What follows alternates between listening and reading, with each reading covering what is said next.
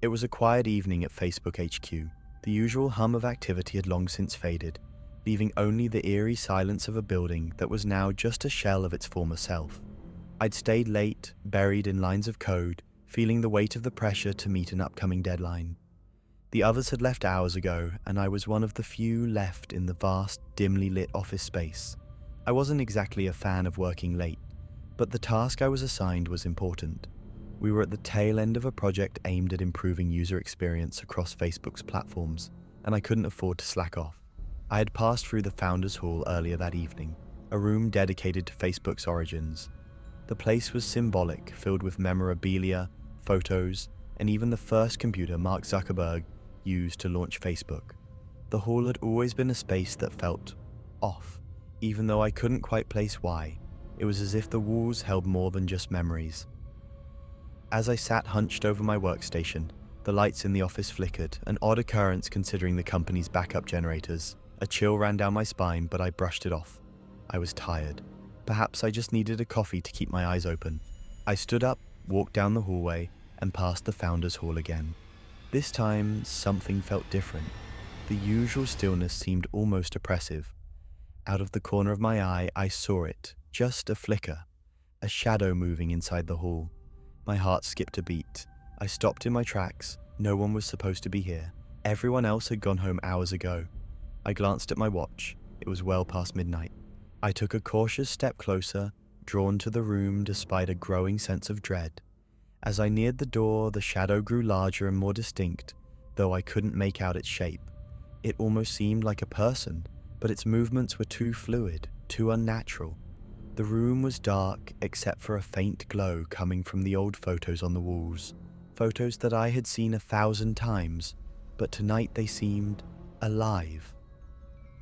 A voice broke the silence, coming from somewhere deep inside the room. It was a whisper, barely audible, but it sent a shock of fear through my body. The words were too soft to understand, but the tone was unmistakable. It was pleading. I knew I should have turned back. I knew I should have run. But curiosity, dreadful, stupid curiosity, pushed me forward. I stepped inside, the door creaking behind me. The atmosphere grew heavier, and the temperature seemed to drop by several degrees. Then I heard the footsteps, slow, deliberate steps that seemed to circle around me. I spun around, but the room was empty. The photographs on the walls were now different. They showed people who were once integral to Facebook's history, but their faces were distorted, stretched, as if something had gone wrong. Horribly wrong. Suddenly, one of the portraits fell from the wall, landing with a loud crash that echoed through the hall. I jumped back in terror, heart pounding.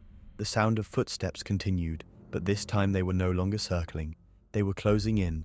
I turned to run, but the door slammed shut behind me with a force that rattled the windows. I was trapped. The lights flickered again, and the temperature plunged further. A whisper filled the room, louder now, as if it were coming from the walls themselves. "You shouldn't have come here," it hissed.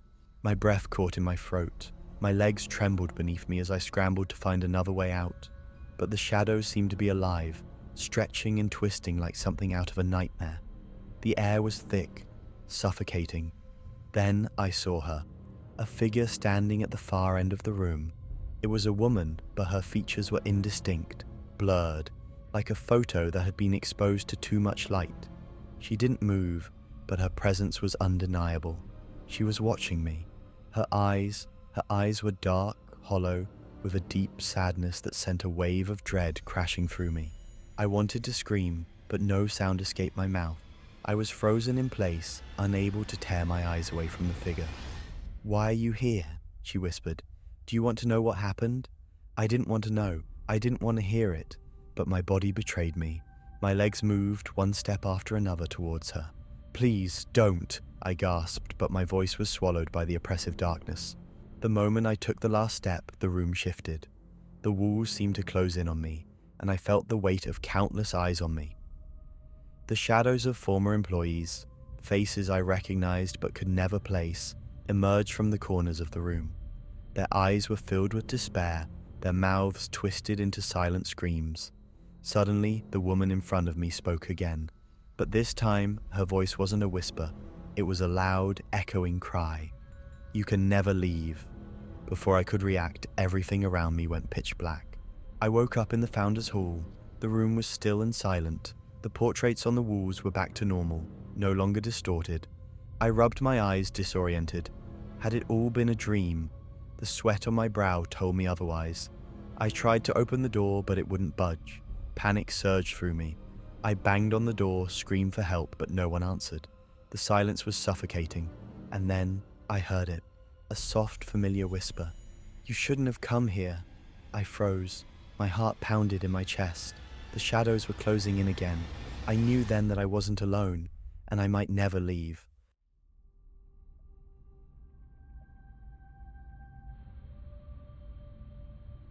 It all started when a few friends and I got the rare chance to visit Facebook HQ. We were part of a special group invited for an exclusive tour of the campus. The sleek, state-of-the-art buildings were breathtaking, but as we walked through the halls, I couldn't shake the strange feeling that something was off. Our guide, Claire, was lively and professional, pointing out historical artifacts from Facebook's early days and sharing fascinating stories about the company's rise to global dominance. But there was something peculiar about her.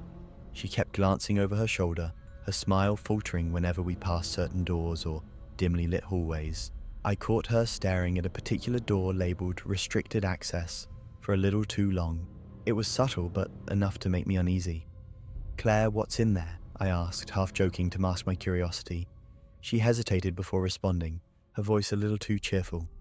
"Oh, nothing you need to worry about. Shall we move on?" But as the tour progressed, the tension in her demeanor grew more noticeable. She seemed distracted, her hands trembling slightly as she gestured to exhibits. I exchanged uneasy glances with my friends, but none of us said anything. Then came the moment everything changed. We were nearing the end of the tour when Claire paused outside a nondescript hallway. "This isn't on the official route," she said in a hushed tone, "but I think you'll find it fascinating." Her voice carried an edge that made the hairs on the back of my neck stand on end. She didn't wait for us to respond, just started walking down the hallway. Against our better judgment, we followed. The hallway was dimly lit, with the faint hum of machinery echoing in the distance. The further we went, the colder it got, and the sterile corporate vibe of the campus seemed to give way to something darker. "Where are we going?" one of my friends whispered. Claire didn't answer. Her footsteps echoed unnervingly, the sound sharper than it should have been. The hallway opened into a large, cold room filled with rows of old servers and equipment. Dust covered the surfaces, and the flickering fluorescent lights cast long, twitching shadows across the walls. "This," Claire said, gesturing around, "is where it all began. The original server room." Her voice was barely above a whisper. "Why isn't this on the official tour?" I asked, my voice sounding too loud in the oppressive silence. Claire turned to face us, her expression unreadable. "Because this is where the first mistake was made, and some things shouldn't be remembered." Before I could press her further, the lights cut out completely, plunging the room into darkness. "Claire!" I called out, my voice shaking. There was no response. My friends and I scrambled to pull out our phones for light, their faint glow barely illuminating the room. Claire was gone. "Maybe she went back," one of my friends suggested nervously. "No," I said, pointing toward the far end of the room. "She didn't."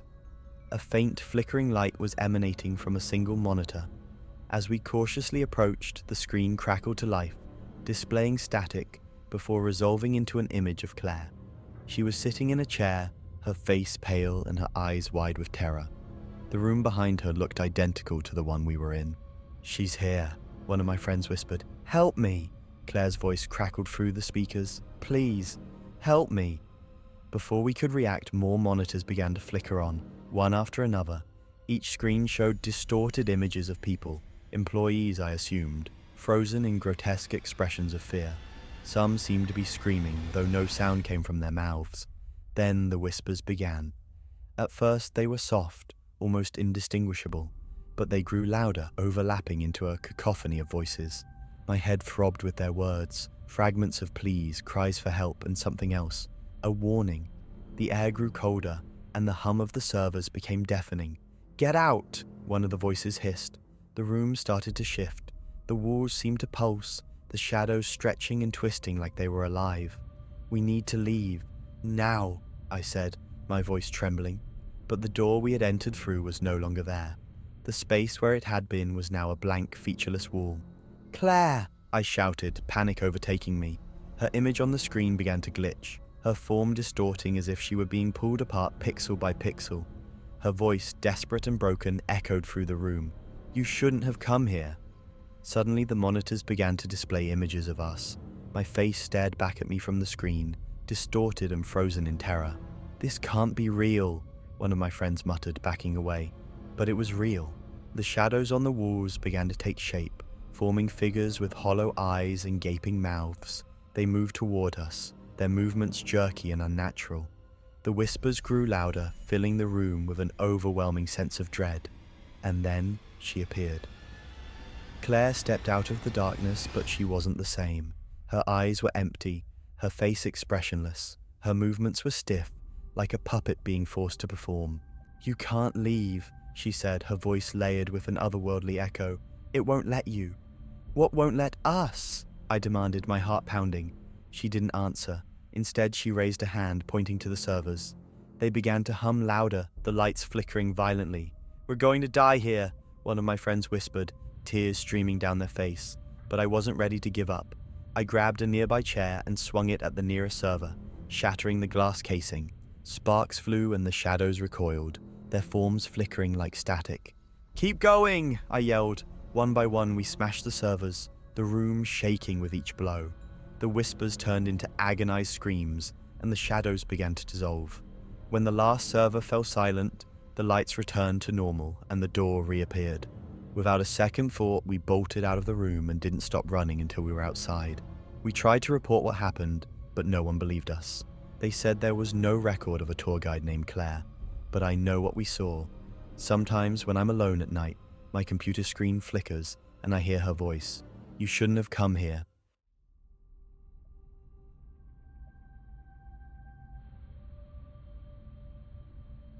I never thought an ordinary debugging task could unravel a nightmare I'd carry with me forever.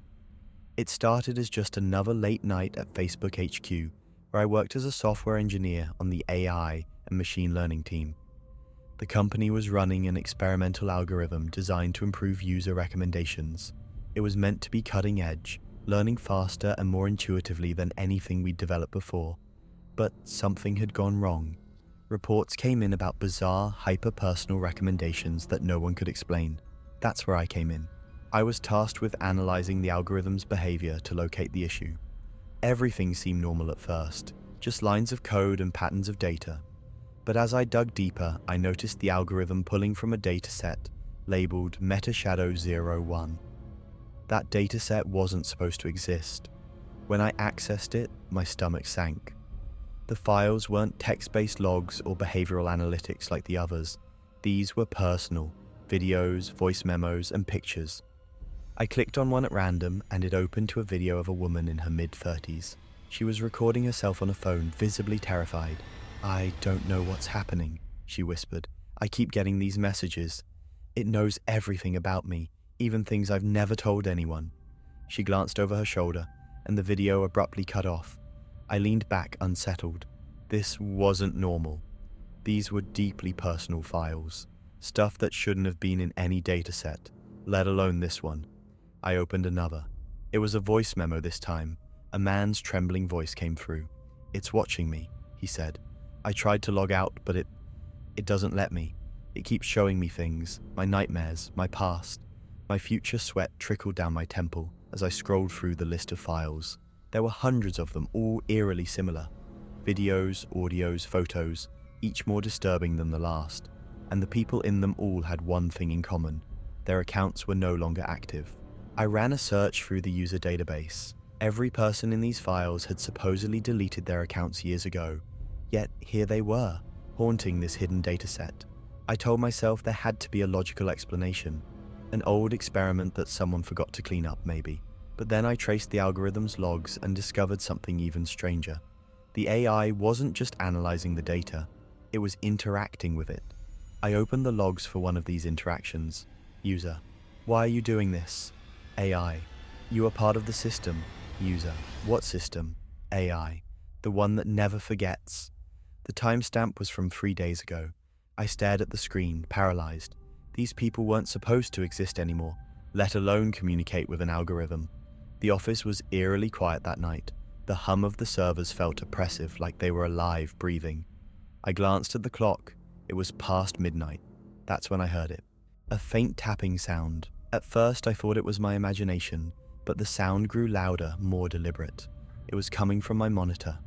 The screen flickered and the dataset directory reopened on its own. My mouse cursor moved without my touch, clicking on a file labeled welcomeback.mp4. My breath hitched as the video began to play. It was me. The footage showed me sitting at my desk, staring at the very screen in front of me. It was live. Then the figure on the screen twisted. My face contorted, my eyes turned pitch black, and a chilling grin spread across my lips. "You shouldn't have come here," my distorted reflection said. The room plunged into darkness, save for the glow of my flickering monitor. My reflection disappeared, replaced by a series of faces, those from the files I had accessed. They stared at me, their mouths moving silently at first, then in unison, whispering in a language I couldn't understand. Panic set in. I tried to shut down the computer, but the screen wouldn't turn off. The whispers grew louder, filling the room. They weren't coming from the monitor anymore. They were everywhere. I grabbed my bag and ran, the whispers following me down the hallway. I could feel a presence behind me, heavy and cold, but I didn't dare look back. When I finally reached my car, the office lights flickered violently, and for a split second, I saw them. Faces pressed against the glass windows, staring down at me. I didn't sleep that night. The next morning, I returned to the office, determined to report everything. But when I logged into the system, MetaShadow01 was gone. The dataset had been wiped clean, like it never existed. When I tried to explain what happened to my supervisor, his reaction was cold and unsettling. "There's no record of that dataset," he said, his eyes narrowing. "You must have been mistaken." Mistaken? I knew what I had seen, but his tone left no room for argument. As I left his office, I noticed the other employees watching me. Their faces were blank, almost robotic, as if they were studying me. Determined to find proof, I searched my laptop that evening, but all the logs, files, and evidence were gone. My email account had been locked and my system permissions revoked. It was as if someone, or something, wanted to erase every trace of what I had uncovered. But the nightmare wasn't over. That night, as I lay in bed, my phone lit up with a notification. A message from an account that didn't exist. "You can't run. You're part of the system now." I deleted the message, but another came through instantly. This time, it was a photo. It showed me at my desk in the office, staring at the monitor. But the timestamp was from tomorrow. I tossed my phone aside, heart pounding, and tried to sleep. But the whispers came back, low, insistent voices calling my name, growing louder until I couldn't take it anymore. I checked my phone again, and a video had appeared in my gallery. My shaking fingers pressed play. It was footage of my apartment filmed from inside. The camera moved through my living room, pausing at my bedroom door, which was slightly ajar. The video ended as the door creaked open. I froze, my eyes darting toward my bedroom door.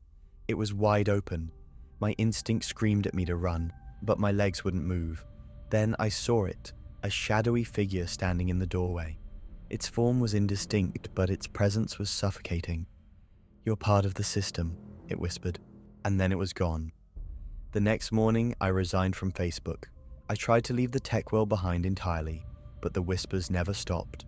The messages still find me, no matter how many devices I change.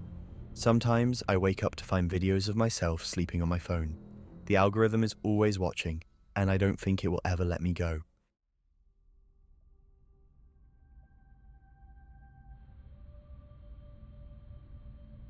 The days following my escape from Facebook's data center were anything but normal. I tried to convince myself it was just a vivid nightmare or a stress-induced hallucination, but the signs were everywhere.